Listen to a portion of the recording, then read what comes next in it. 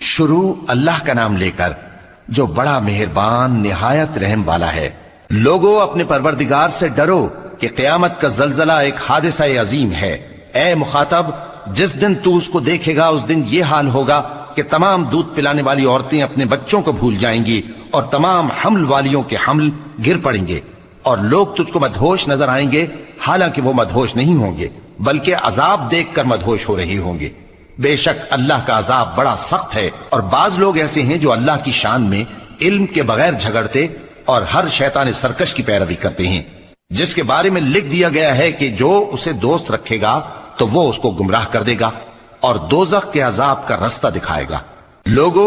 اگر تم کو مرنے کے بعد جی اٹھنے میں کچھ شک ہو تو ہم نے تم کو پہلی بار بھی تو پیدا کیا تھا، یعنی ابتدا میں مٹی سے، پھر اس سے نطفہ بنا کر، پھر اس سے خون کا لوتھڑا بنا کر، پھر اس سے بوٹی بنا کر جس کی بناوٹ کامل بھی ہوتی ہے اور ناقص بھی، تاکہ تم پر اپنی خالقیت ظاہر کر دیں۔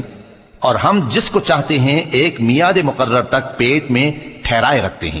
پھر تم کو بچہ بنا کر نکالتے ہیں، پھر تم جوانی کو پہنچتے ہو، اور بعض قبل از پیری مر جاتے ہیں، اور بعض بڑھاپے کی نہایت خراب عمر کی طرف لوٹائے جاتے ہیں کہ بہت کچھ جاننے کے بعد بالکل بے علم ہو جاتے ہیں۔ اور اے دیکھنے والے، تو دیکھتا ہے کہ ایک وقت میں زمین خشک پڑی ہوتی ہے، پھر جب ہم اس پر مے برساتے ہیں تو وہ شاداب ہو جاتی اور ابھرنے لگتی ہے اور طرح طرح کی بارونق چیزیں اگاتی ہے۔ ان قدرتوں سے ظاہر ہے کہ اللہ ہی قادر مطلق ہے جو برحق ہے، اور یہ کہ وہ مردوں کو زندہ کر دیتا ہے، اور یہ کہ وہ ہر چیز پر قدرت رکھتا ہے، اور یہ کہ قیامت آنے والی ہے اس میں کچھ شک نہیں، اور یہ کہ اللہ سب لوگوں کو جو قبروں میں ہیں جلا اٹھائے گا، اور لوگوں میں کوئی ایسا بھی ہے جو اللہ کی شان میں بغیر علم کے اور بغیر ہدایت کے اور بغیر کتاب روشن کے جھگڑتا ہے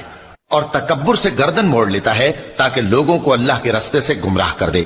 اس کے لیے دنیا میں ذلت ہے، اور قیامت کے دن ہم اسے عذاب آتش سوزاں کا مزہ چکھائیں گے۔ اے سرکش، یہ اس کفر کی سزا ہے جو تیرے ہاتھوں نے آگے بھیجا ہے، اور اللہ اپنے بندوں پر ظلم کرنے والا نہیں۔